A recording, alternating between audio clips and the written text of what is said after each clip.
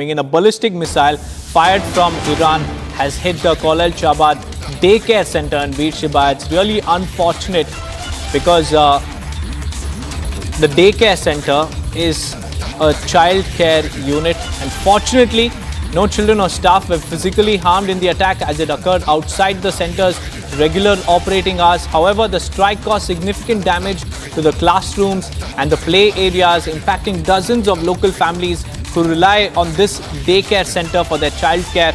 And what we now see are some shocking pictures coming to light, heart-wrenching indeed, coming to light that Iran is targeting civilian infrastructure.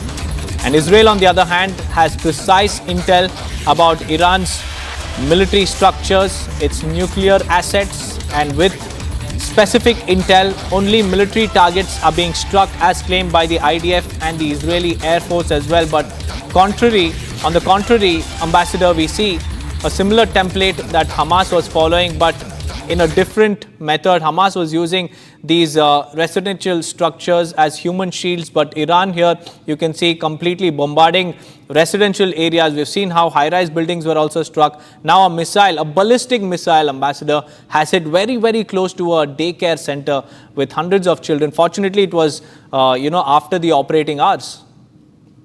Yeah. Well, the first rule of war is that there are no rules of war.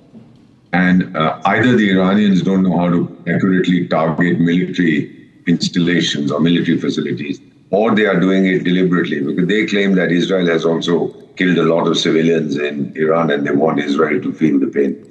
I think, again, it comes down to the basic fact, and your amazing channel and you yourself have been highlighting this, the fact that neither seems to be ready to blink at this time.